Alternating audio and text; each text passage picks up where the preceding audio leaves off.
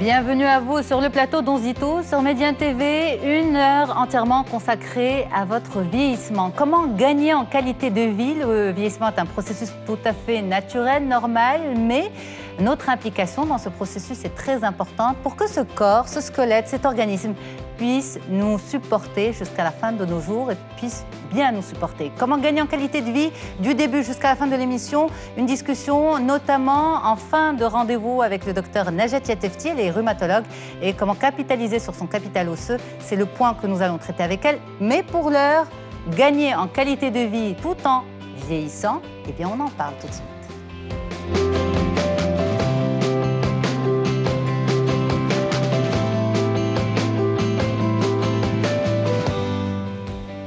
Bien vieillir en bonne santé, gagner en qualité de vie, c'est possible grâce à cette discussion que nous aurons avec vous, mesdames. Madame Jawan Khadija, vous êtes naturopathe, conseillère en hygiène de vie à Marrakech. Bonjour, merci d'être là. Bonjour Yasmine et bonjour à tous nos téléspectateurs et Inch'Allah une très belle émission. Merci beaucoup Lalla. Docteur Msdadi Saïda, vous êtes généraliste et psychogériatre, également ostéopathe à Agadir. Bonjour madame, merci beaucoup d'être là. Bonjour Yasmine et merci de m'avoir invitée. C'est un plaisir de vous avoir. Merci. Et puis docteur Bouchra Amour, vous êtes médecin généraliste, hypnothérapeute et acupunctrice à Casablanca. Bonjour docteur.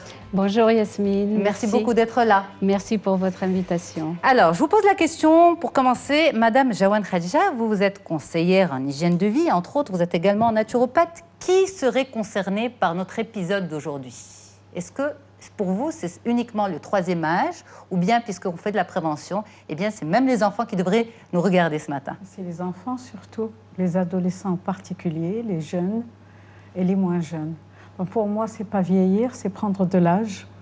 Il y a des vieux pas âgés et il y a des gens âgés qui ne sont pas vieux. Absolument. Mais si on devait, par exemple, essayer de comprendre le processus de vieillissement, qui est un processus tout à fait normal et naturel qui concerne notre corps, je vous pose la question, docteur Msdadi Saïda, à partir de quel âge le corps commence à flancher, en fait? Pour parler de l'âge, on doit parler de tout, parce que les personnes âgées, on va parler d'abord au XVIIe, XVIIIe siècle, on parlait d'une personne âgée à partir de 40 ans. D'accord. Mais au XIXe siècle, on parlait d'une personne âgée à partir de 50 ans. Mais aujourd'hui, c'est différent parce qu'il y a une augmentation d'espérance de vie et ça commence à partir de 74 ans, la moyenne. D'accord. Donc une personne est dite personne âgée à partir au-delà de 70 ans, on va dire. Justement, ce qui se passe... je vous laisse finir, pardon. Je pense que... Mais il y a d'autres définitions dont je voulais parler. Il y a une définition de l'OMS, l'Organisme mondial de la santé. Il parle de la personne âgée à partir de 65 ans. D'accord. Mais médicalement, on parle d'une personne âgée à partir de 65 ans, mais avec une comorbidité. C'est-à-dire avec une maladie, par exemple, avec une hypertension ou un diabète. Là, on parle d'une personne âgée à partir de 65 ans. Mais on parle d'une personne âgée à partir de 75 ans s'il n'y a pas de maladie. S'il n'y a pas de maladie. Une fois, j'entendais un spécialiste qui disait on parle de troisième âge au-delà de 40-45 ans. Est-ce que vous êtes d'accord, docteur Amour? Absolument pas. Pour rejoindre un peu ce qu'ont dit mes collègues ici, évidemment que l'âge physique et l'âge au niveau du calendrier ne sont pas toujours en concordance, heureusement. Heureusement parce qu'aujourd'hui, grâce à une hygiène de vie, grâce aux possibilités de soins qui sont offertes, eh bien, l'espérance de vie a augmenté et donc il n'y a aucune raison d'appeler quelqu'un qui est âgé de 40 ans, lui dire qu'il est âgé. Non, tout simplement, 40 ans, pour moi, c'est le plus bel âge. 50 ans, c'est encore un âge extraordinaire. 60 ans. Mais ça dépend de comment on a nourri cet âge-là, ce qu'on a mis dans ce corps et dans cet esprit peut-être pour arriver à ces 40 ans, 50 ans, 60 ans, 70 ans, 80 ans plus. Voilà, ça dépend de comment on a vécu avec notre âge aussi. Tout à fait, aussi bien sur le plan psychologique que sur le plan physique. Et vous avez utilisé un mot qui m'est très cher, nourrir. En fait, nourrir la vie nous est donnée, nous devons en prendre soin car notre support de vie, c'est notre corps, notre esprit. Donc, c'est la façon avec laquelle nous allons vivre en faisant face aux défis de la vie, car les défis de la vie sont là pour tout le monde, à des périodes différentes de la vie. Donc, le plus important, c'est de savoir comment faire face à tout ça. Ça, c'est sur le plan du comportement et aussi au niveau de l'hygiène de vie alimentaire, au niveau du sommeil, enfin, tous ces facteurs-là qui vont faire que nous allons prendre soin de nous et à l'âge de 60 ans, eh bien, on va paraître des personnes, on ne leur donnerait absolument pas leur âge. D'ailleurs, je ne vous dirai pas mon âge. Voilà, donc, mais on pourrait leur donner leur âge, mais un bel âge en fait. Oui. Mais justement, ça c'est un point qui est très important parce que la vieillesse fait quand même peur. Elle nous fait peut-être peur, elle fait peur à une majorité d'entre nous. Tout autour de la vieillesse peut parfois faire peur. C'est-à-dire, commence par ces fameuses petites rides ou plus importantes, le corps qui perd un peu de son tonus, les maladies qui guettent. Est-ce que, justement, vous qui êtes psychogériatre, docteur Mzdadi Saïda, est-ce que des personnes dans le 3e âge vous font part de cette angoisse, de cette peur face à la vieillesse? Oui, bien sûr. Tout le monde a peur de vieillir parce que tout le monde a peur de la fin de vie. Mais est-ce que c'est la fin de vie qui fait peur ou c'est comment je vais arriver à ma fin de vie qui fait le plus peur? Les deux. Les deux. Parce qu'on a peur de... Parce que les gens, quand ils parlent de vieillesse, ils ne voient que le mauvais côté. Ils ne voient pas le bon côté de la sagesse et d'être là et de profiter de sa vie. Il vit toujours. La personne âgée, elle vit toujours. Mais ils pensent, quand on parle de vieillesse, ils ne parlent que de maladie. Que de ce qui accompagne les gens, mais les gens qui sont âgés et malades, ils ne sont pas nombreux. C'est une petite minorité, c'est pas grand-chose. Ça, c'est le médecin qui le dit. Oui. Pourtant, il y a de plus en plus de diabétiques, de plus en plus d'hypertendus. Malgré ça, on peut vivre avec son diabète, avec son hypertension, avec toutes ces maladies, on peut vivre bien. Et on peut surtout les prévenir. Oui, c'est un petit peu aussi de ça que nous allons parler aujourd'hui. Donc, prendre de l'âge, c'est un processus tout à fait normal et naturel. Mais quand on est jeune, vous l'avez dit, Madame Jaouane, tout à l'heure, vous avez dit que cette émission concerne tout le monde, les enfants, les adolescents, les jeunes. Quand on est ado, quand on est enfant, quand on est jeune, on ne pense malheureusement pas à son capital vieillesse, à ce qu'on a, comment on peut gagner en maturité et en âge, tout en préservant ce capital. Alors justement, on va y aller petit à petit dans les conseils et dans la prévention. Qu'est-ce qu'à l'enfance nous avons, qu'il faut absolument garder, enfance ou un peu plus, qu'il faut absolument garder pour cet âge-là, pour cette phase particulière de la vie? Déjà, il y a la joie de vivre, qu'il faut absolument garder et nourrir. Ensuite, les bonnes habitudes alimentaires. Et là, on ne les a pas quand on est enfant. Non, les parents ne les ont pas. Les parents ne les inculquent pas parce que les parents des enfants, ils sont encore jeunes, un peu trop jeunes pour penser aussi à leur 3e âge ou à leur vieillesse. Donc il y a aussi tout un engrenage économique, socio-économique qui fait que les personnes ne sont pas en mesure de prévenir réellement. Et quand on pense à diabète, à hypertension, pour moi, pour la naturopathie, c'est des maladies que l'on peut déjà prévenir et quand elles sont là, qui peuvent guérir. Mais bon, ce n'est pas le langage général. Vivre avec son diabète, ce n'est pas son diabète, c'est un diabète. Se l'approprier, pourquoi se l'approprier? Quand vous dites on peut en guérir, pourtant on sait que ce sont des maladies chroniques. Non, mais la naturopathie a une autre approche? Oui, absolument différente. Il n'y a pas de maladie à vie, il y a la vie qui est à vie. Bon, parce que le diabète, quand il arrive, c'est le résultat d'un long processus. Donc, mais en pensant qu'il ne guérit pas, on ne change plus ses habitudes, on vit avec. Mais ce n'est pas une maladie qui est venue à la naissance. rare. Rarement, oui. Rarement. Donc il y a des processus de vie, les gens continuent à manger mal, continuent à stresser, continuent. Donc c'est Mais si j'ai bien compris, si on change son mode de vie, on oui. combat le diabète, même on une ne fois qu'il est là. le combat pas, il s'en va de lui-même. Oui, mais normalement, une personne diabétique, elle suit une hygiène de vie. Non, elle n'est pas une personne diabétique. Il y a une personne qui souffre de diabète. C'est différent. D'accord. Donc ça ne rentre pas dans l'identité. Quand on se le rentre dans l'identité, je suis diabétique, ben ça colle à la peau. Oui, le langage joue aussi. Oui, c'est des programmations. Mais on peut déjà, quand on est jeune et moins jeune, et à tout moment on peut faire marche arrière dans le processus de l'hygiène de vie. C'est-à-dire que même en mangeant bien, si on ne bouge pas, on ne fixe pas son calcium.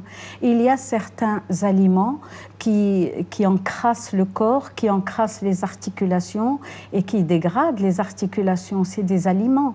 Il y a le stress qui fait monter la tension artérielle. Il y a toutes ces habitudes de vie. Ce n'est pas des maladies qui viennent avec la vieillesse. C'est des maladies qui arrivent avec le processus vécu pour s'installer dans la vieillesse. Donc le processus, il est différent.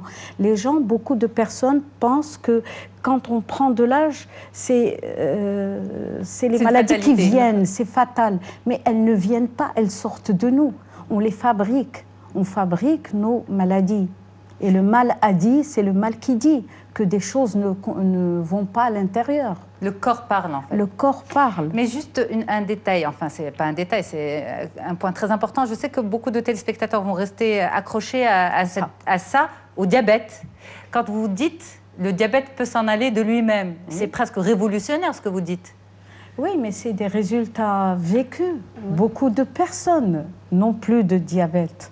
C'est possible? Bien sûr, mais c'est la Vous confirmez, Madame Docteur Bouzdali? C'est l'approche qui diffère. L'approche, elle diffère. Et les gens qui ont le diabète, pas les diabétiques. Donc vous ne voulez pas les appeler des diabétiques? Non. C'est des personnes souffrantes de problèmes de métabolisme.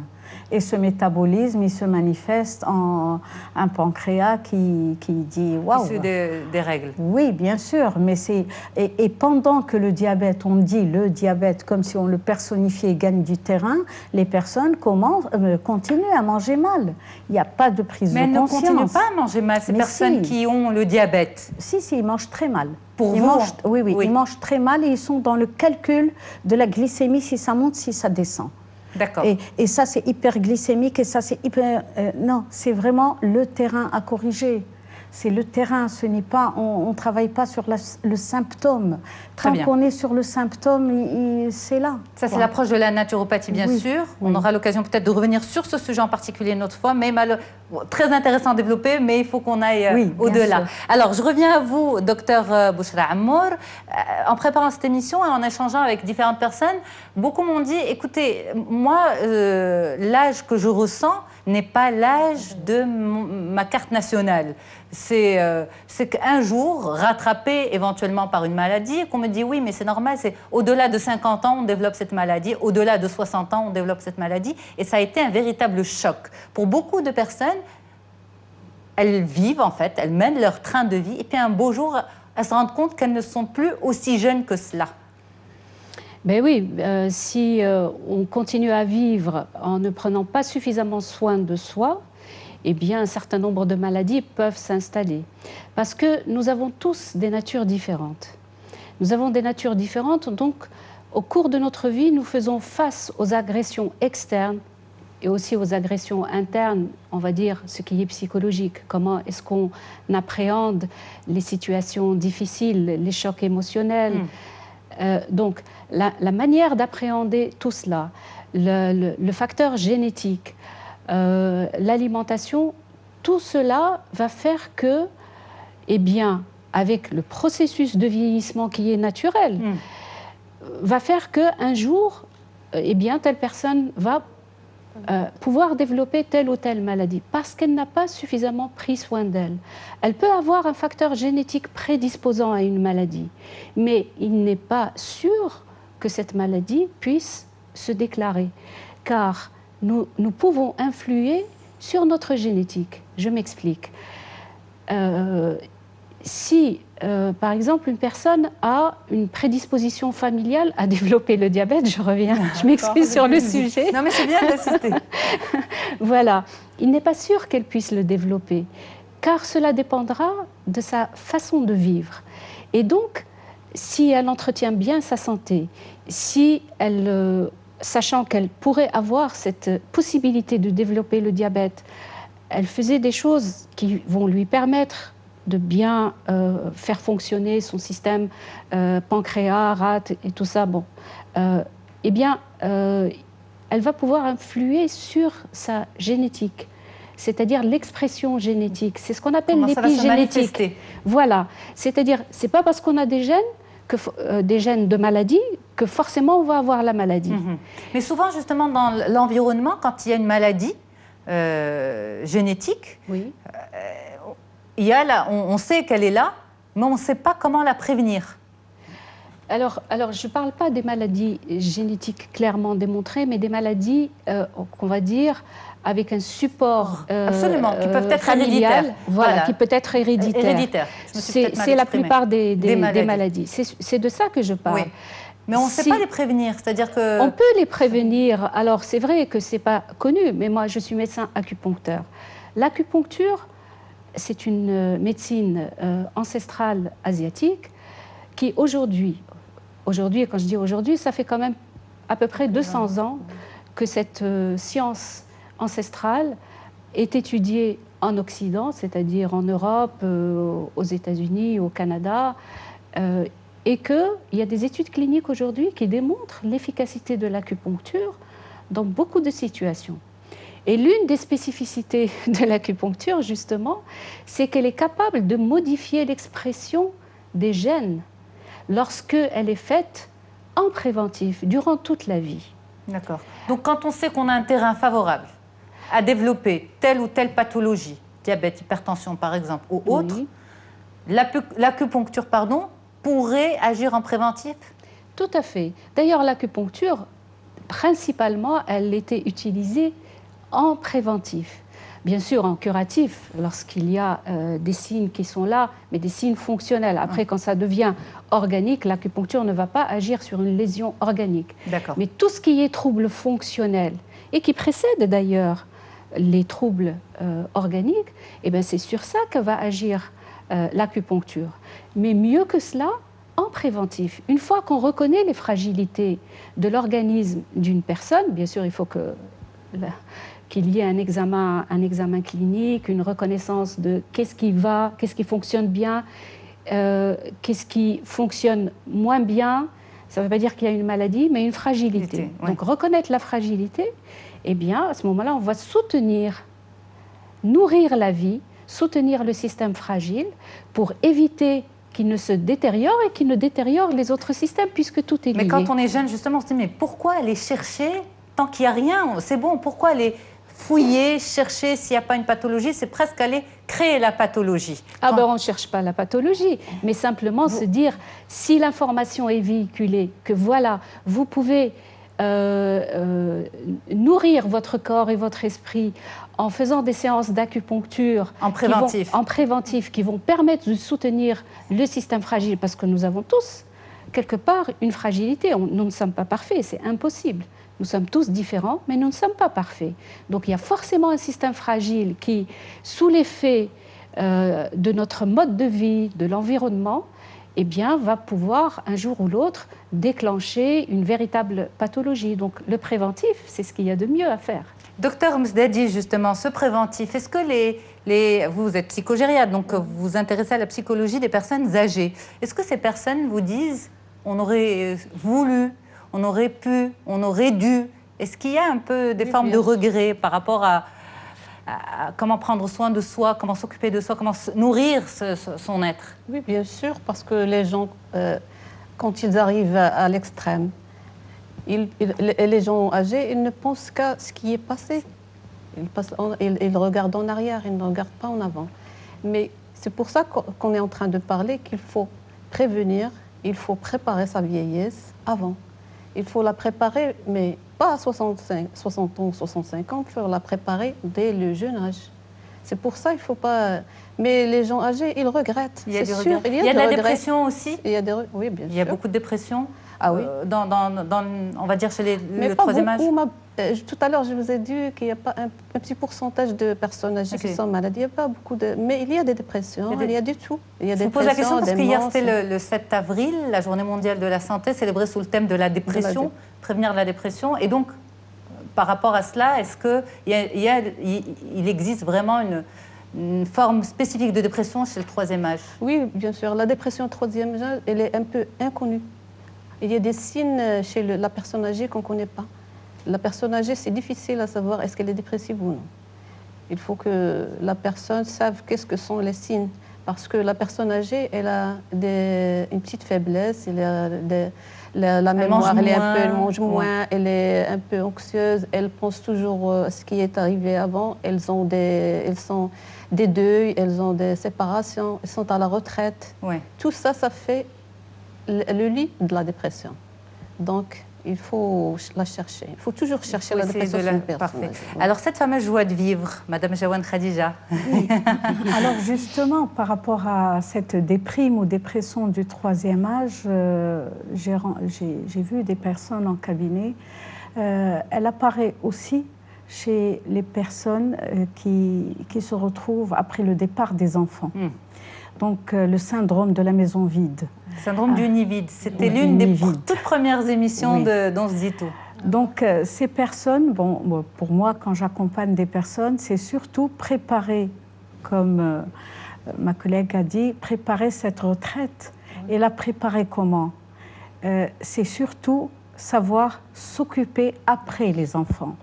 C'est une autre vie qui arrive, c'est d'autres occupations.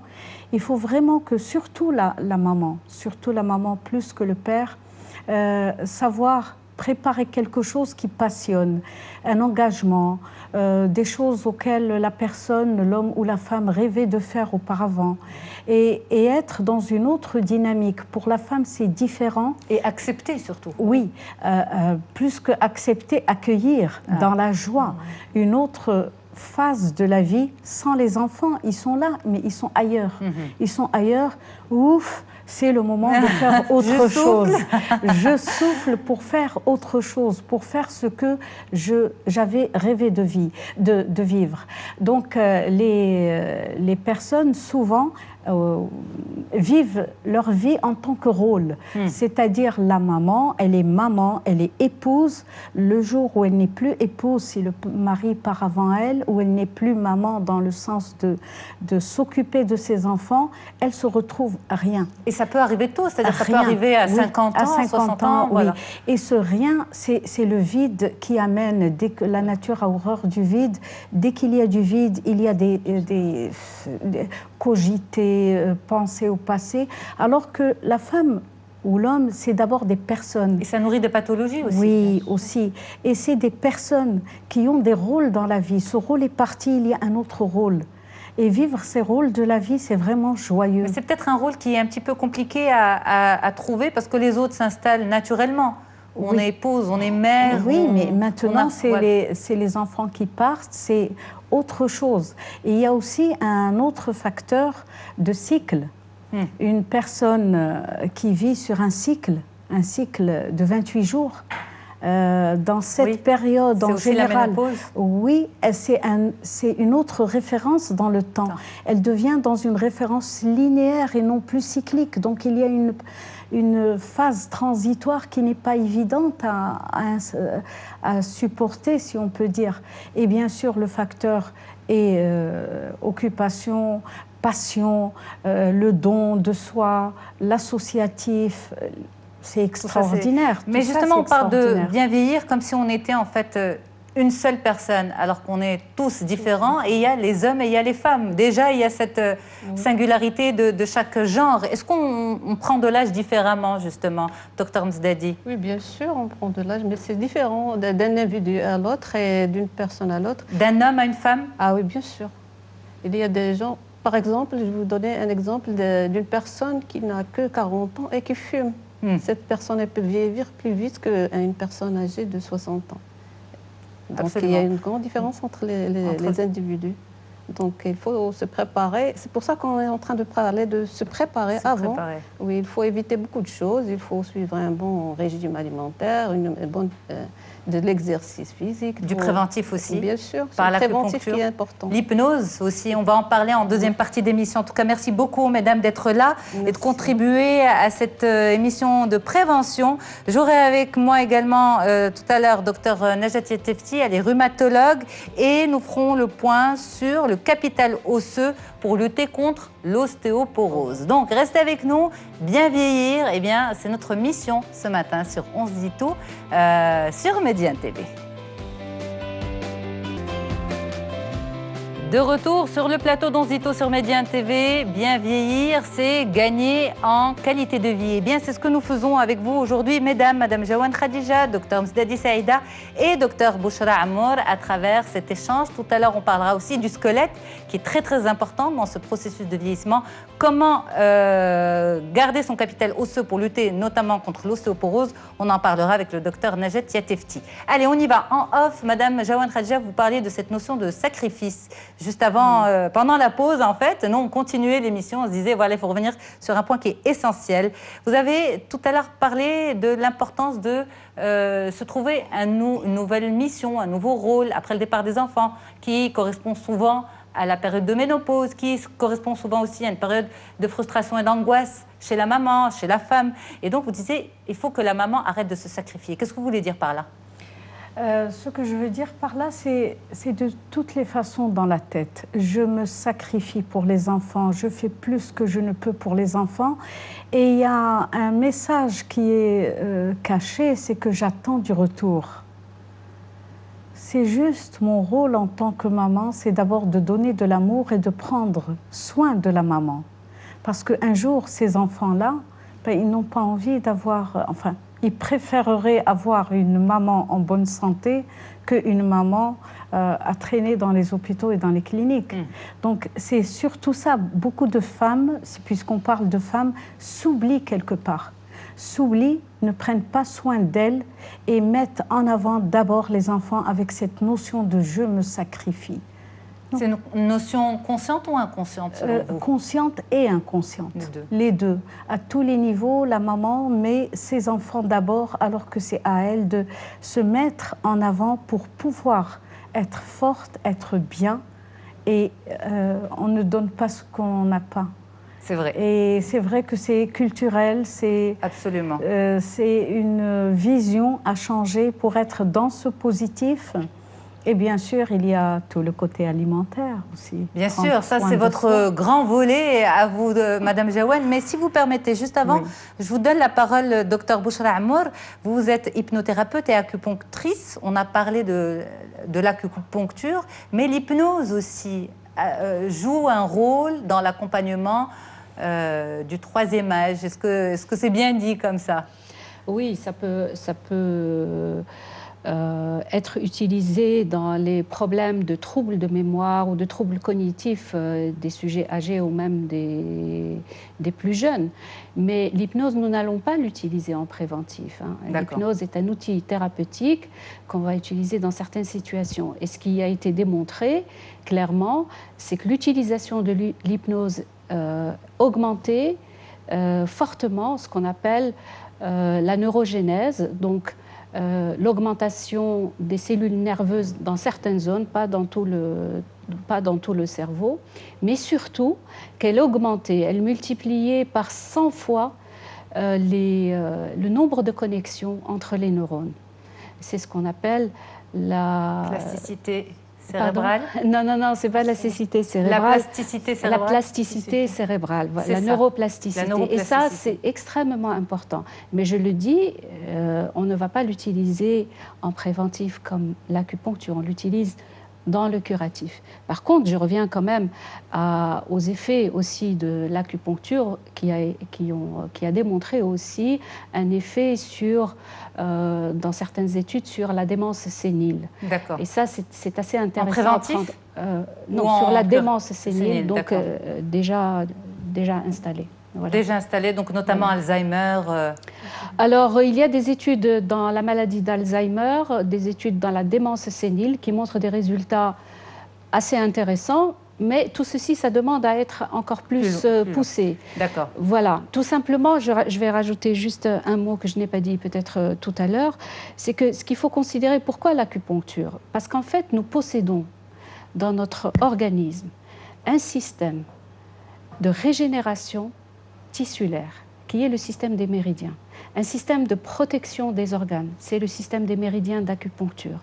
Parce qu'en fait, les chercheurs coréens, puis ensuite ont suivi les chercheurs américains, ont démontré dans des études chez l'animal que dans le système des méridiens existent les 3 facteurs de la régénération tissulaire, à savoir les cellules souches, c'est-à-dire les cellules embryonnaires qui peuvent se différencier en n'importe quelle cellule du corps. Et on croyait avant que l'adulte ne pouvait pas les avoir. Or, nous possédons encore des cellules souches et elles sont particulièrement présentes dans les méridiens d'acupuncture.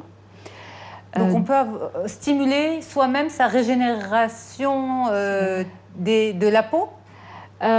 Stimuler soi-même, non, il faut bien sûr, faire de l'acupuncture. Grâce à l'acupuncture, on peut stimuler le renouvellement cellulaire de la peau, on peut lutter contre le vieillissement visible. Oui, alors oui, il y a une application au niveau de l'esthétique. Effectivement, tout le monde a dû entendre parler du lifting par acupuncture, justement qui est basé en grande partie sur l'existence au niveau des méridiens d'acupuncture de ces cellules souches, mais aussi des molécules énergétiques que sont les molécules d'ATP, l'adénosine triphosphate. Ça sert à quoi? Qui est la molécule nécessaire à chaque cellule pour fonctionner. Pour lutter contre les cancers, pour fonctionner, pour rester vivante. Okay. D'accord? Ainsi que les fibres de collagène. Donc 3 facteurs. L'élasticité de la peau. Et la structure de notre organisme. Donc c'est merveilleux. Nous possédons tout cela en nous. Donc il suffit simplement d'activer ce système. Alors, justement, docteur Msdadi, l'activité physique.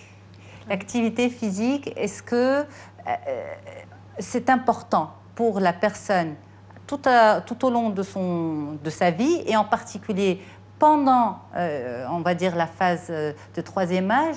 Est-ce que c'est important de pratiquer du sport, d'autant plus que ça pourrait lutter contre certaines maladies, lutter contre la dépression? Qu'est-ce que vous conseillez à vos patients? Bien sûr que l'activité physique, elle est très importante. Personne ne peut dire le contraire. Donc, mais à chaque âge, il y a une activité physique. Donc, il ne faut pas dépasser la force qu'on a. Il faut y aller mouvement par mouvement. Il y a des différents sports qui sont bien pour tout le monde. Par exemple, la natation, par exemple, la marche, elle est pour tout le monde. Donc, ce sont des choses à faire et le faire avant d'être vieux. Avant d'être âgé, il faut faire du sport depuis le jeune âge.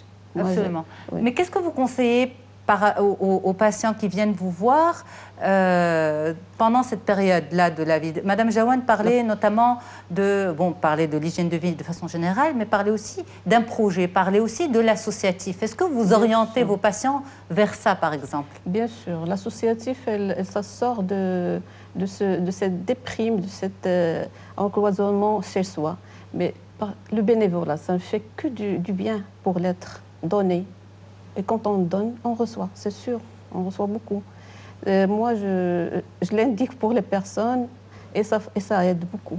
Ça encourage, vous l'encouragez, pardon, ça aide. Bien sûr, ça aide. Madame Jaouane, là on va sur les dernières minutes de l'émission. L'alimentation, c'est vraiment votre créneau à vous. Alors justement... Principal. Pardon, principal. Oui, je sais. Mais je sais que beaucoup de choses passent par l'alimentation, par les choix que nous faisons, justement. Je sais que je vais vous demander de résumer très vite 70 ans de vie ou 80 ans de vie pour les téléspectateurs. Mais justement, quelles sont les grandes lignes que vous pouvez donner pour accompagner à travers l'alimentation? Donc déjà, les grandes lignes, éviter les aliments raffinés. Diminuer les aliments à purine. La purine, c'est quoi? Les purines, c'est un déchet de métabolisme part les viandes, le thé, le café, tout ce qui a une influence aussi sur le système nerveux. La viande est très excitante, préférez le poisson gras. Les acides gras polyinsaturés, c'est bon pour les cellules nerveuses. Pas de café, pas de thé? Non. Non, du tout. Je fais même pas une petite tasse. Je sais que ça fait pas plaisir à beaucoup de personnes accros, mais c'est vrai que déjà il y a un problème qui peut s'installer sur le système nerveux, c'est éviter tout ce qui peut être excitant. Et aussi la vitamine C, on n'en parle pas assez. La vitamine C, je parle naturelle, d'origine naturelle, même en complémentation naturelle. Et sinon tous les aliments naturelle, on la trouve où? On la trouve dans les pharmacies, mais c'est l'acérola, c'est ça? L'acérola, le cynorhodon, là, c'est des sources de vitamine C qui sont concentrées. Sinon, nous avons les fruits de saison. Pourquoi? Parce que la vitamine C, elle stimule le corps à produire le collagène. Et le collagène, bon, c'est un antiride naturel, et aussi pour les articulations et la souplesse. Mangez beaucoup de fruits et légumes, parce que tout ce qui est vert donne de l'oxygénation, même l'oxygène au cerveau en particulier. Et là, bien sûr, ce n'est plus du préventif, mais du curatif, ou de l'accompagnant dans les problèmes, c'est les graines germées. C'est le summum des aliments miracles ou des aliments santé. Faire germer ces graines de soja, bien sûr non OGM, on en trouve. Faire germer les lentilles, on en trouve dans toutes les maisons, les lentilles, les pois chiches. D'ailleurs, tous les enfants au primaire font l'expérience de la germination. Mais ça s'arrête au primaire. Mais ça s'arrête au primaire. Donc, mais ça sent pas très bon, ces graines germées, madame. Si, comme ça, cru et pas cru, ça se mange cru, mais il y a l'odeur des déchets de métabolisme dans le coton. Mais oui, quand absolument. Mais quand on les rince, on les ajoute aux salades et avec le goût de la salade, ce n'est pas. Mais ce qui serait bien, c'est justement que ce soit un projet plus collectif, c'est-à-dire quand on fait un cours sur la germination pour les enfants, ne pas limiter ça à la biologie, mais élargir ça aux bienfaits sur le corps. Ces graines que vous avez fait germer, eh bien, vous pouvez les manger. C'est ce que je fais en complémentation dans les écoles. Le jour où ils font des graines germées, j'interviens pour donner plus, faire un pont sur l'utilisation de tous les jours. Éviter, bien sûr, tout ce qui est industriel. Ça ne donne pas la vie, ça donne la mort. Les aliments vivants donnent la vie. Les aliments morts, ça donne ce que ça porte. Et les huiles végétales, première pression à froid, éviter les fritures. Ce n'est pas éviter, c'est vraiment fuir. Parce que souvent, les personnes, quand on dit éviter, disent oui, je diminue le sucre. On n'a pas besoin de sucre, on a besoin de miel. Et le miel, on le prend thérapeutique. On le prend avant les repas, on le prend dilué dans de l'eau à température ambiante. Et aussi faire tout ce qui est au niveau alimentaire, ça donne de l'énergie vitale. Et l'énergie vitale, c'est les aliments de saison, c'est les aliments du biotope. C'est pas chercher les aliments qui viennent de l'étranger. Et avec tout ça, les graines oléagineuses, donc les amandes, les noix qui ont cette forme de, subhanallah, de cerveau qui régénère le cerveau. Donc avec ça, et aussi bien sûr les méridiens, quand il n'y a pas d'acupuncture, on peut les percuter au doigt. C'est la digipuncture qui est aussi voilà, ça vole très haut pour moi. Hein. Merci beaucoup, mesdames. Le vieillissement, grâce à vous, c'est un renouveau à plusieurs niveaux. Et puis, c'est aussi un processus qui se vit tout au long de la vie. Merci beaucoup. Je rappelle mon tour de table. Madame Jawan Khadija, naturopathe, conseillère en hygiène de vie à Marrakech. Docteur Saïd Amsdadi, généraliste et psychogériatre et ostéopathe à Agadir. Et puis, docteur Bouchra Amour, médecin généraliste, hypnothérapeute et acupunctrice à Casablanca. Merci beaucoup, mesdames. Et puis, je continue, moi, cette belle émission sur la prévention du capital osseux contre l'ostéoporose avec le docteur Najet Yatefti. Restez avec nous, on revient dans une fraction de seconde, c'est promis. À tout de suite.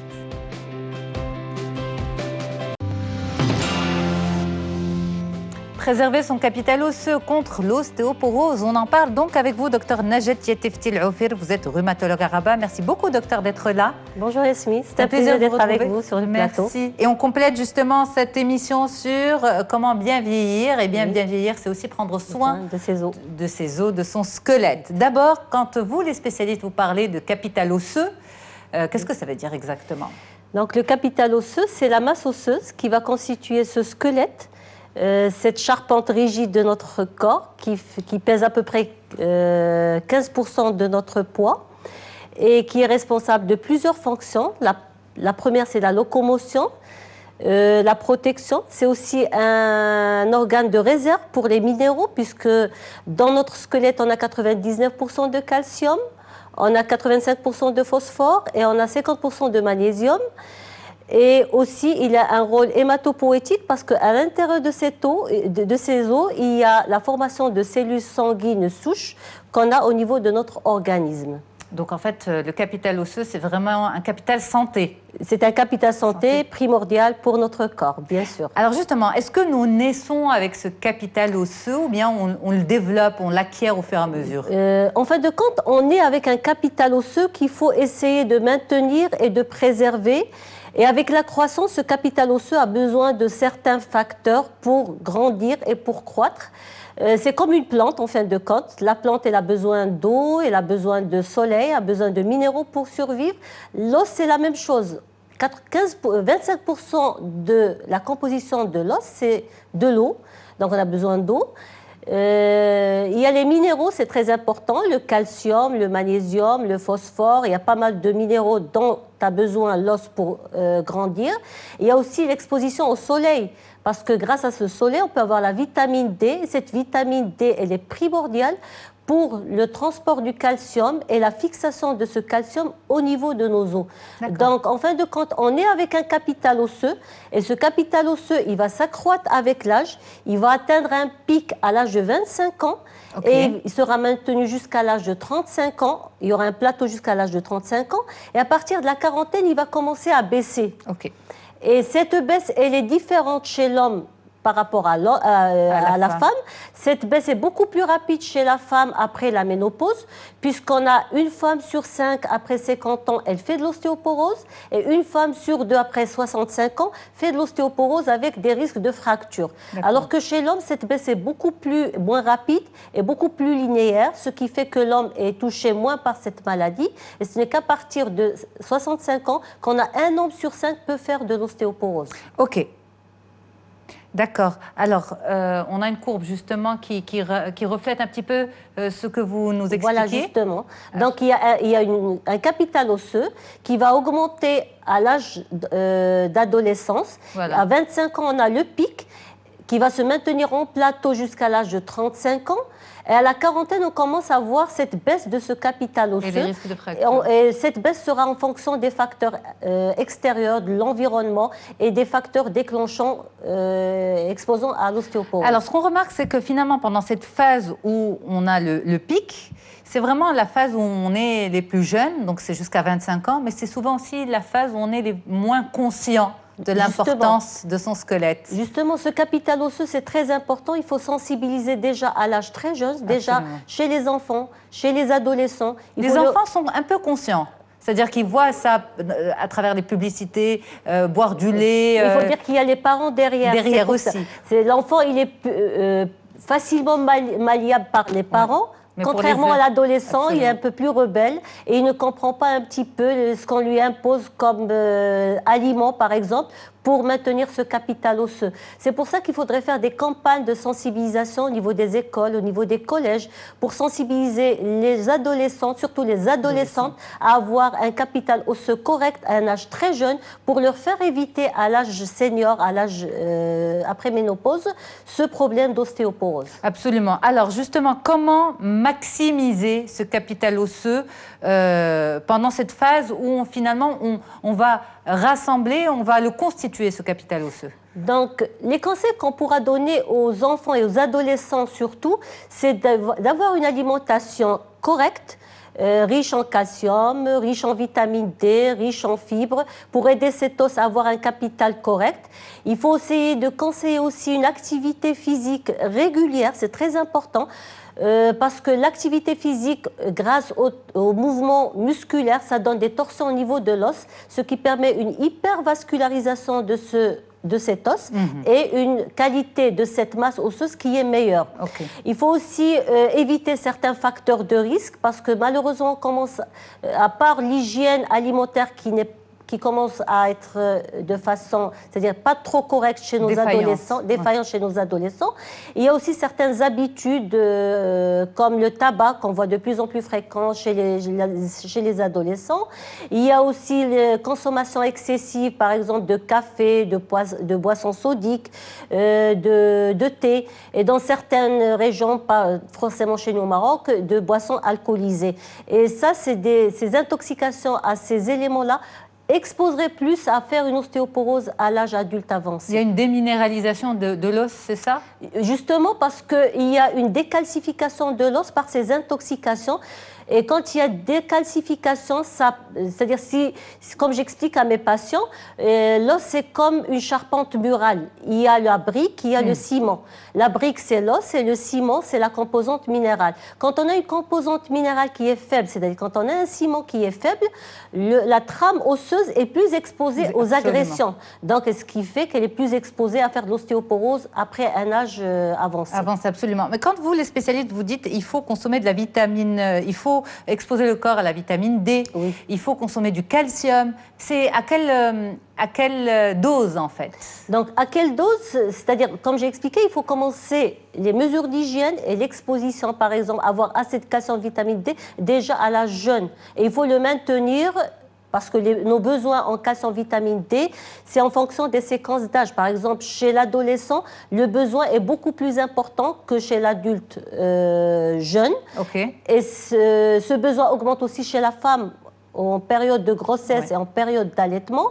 Et bien sûr, après la ménopause, ce besoin aussi, il augmente. C'est pour ça qu'on conseille à nos patients d'avoir assez de calcium, assez de vitamine D. Et s'il y a un manque, il faut essayer de traiter. Mais là, c'est une autre rubrique. Ce n'est pas l'ostéoporose, c'est l'ostéomalacie. C'est une autre maladie qu'on peut avoir à n'importe quel âge. Contrairement à l'ostéoporose, c'est plutôt la rubrique du sujet âgé, de la femme après ménopause. Pour la vitamine D, justement, on n'a pas besoin forcément de prendre un bain de soleil. Certains spécialistes disent qu'il suffit de présenter les avant-bras.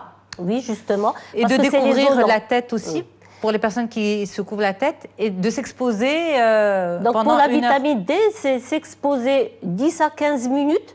Les os longs, surtout les bras, les avant-bras, les jambes et les cuisses, en dehors des périodes risquées d'exposition aux ultraviolets, c'est-à-dire avant 11 heures et après 15 heures. C'est-à-dire éviter de s'exposer trop entre 11 heures et 15 heures. Pour éviter les effets secondaires. Pour la tête, il n'y a pas de souci?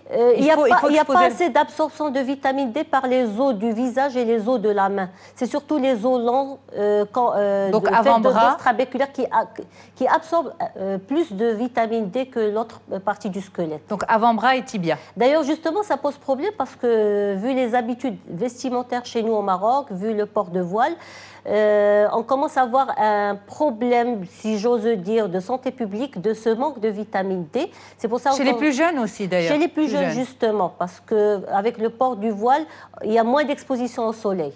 Absolument. Alors, cela dit, nous, avec vous aujourd'hui, on fait un maximum de prévention, mais pour les personnes qui sont dans cette phase complexe de risque d'ostéoporose, quels sont les signes annonciateurs à ne pas négliger? Qu'est-ce qui devrait pousser à consulter? Donc, il y a un point très important que je voudrais soulever, c'est que l'ostéoporose, c'est une maladie silencieuse. C'est une maladie qui est capricieuse. Elle ne donne pas de signes, c'est-à-dire il n'y a pas de douleur. Malheureusement, quand elle parle d'elle-même, c'est quand il y a l'installation de complications, c'est-à-dire quand il y a déjà des fractures. C'est pour ça que c'est très important de faire le diagnostic avant qu'il y ait ces complications. Donc, quand on a quelqu'un qui a des facteurs de risque, je vais l'âge déjà. Il y a le vieillissement de l'os, c'est-à-dire l'âge. Il y a la ménopause, et surtout la ménopause précoce, c'est un facteur de risque. Il y a la sédentarité, quelqu'un qui ne fait pas de sport, c'est un facteur de risque. Il y a aussi la répartition géographique. On a constaté que les gens qui sont nordiques font plus, c'est-à-dire les régions scandinaves, européennes, font beaucoup plus d'ostéoporose que les gens qui habitent dans la région africaine, les Africains. Nous, le Maroc, on est dans une zone intermédiaire. On est en Afrique, nous. On est en Afrique, mais on est en zone intermédiaire parce qu'on n'est pas d'Afrique. Pour vous, les médecins? Pour nous, médecins. Okay. On a la race blanche quand même. On a les gens nordiques qui sont de race blanche, qui sont plus exposés à faire l'ostéoporose que les gens qui ont c'est-à-dire qui sont de race noire. D'accord? Donc il y a aussi la ménopause précoce, il y a le poids faible.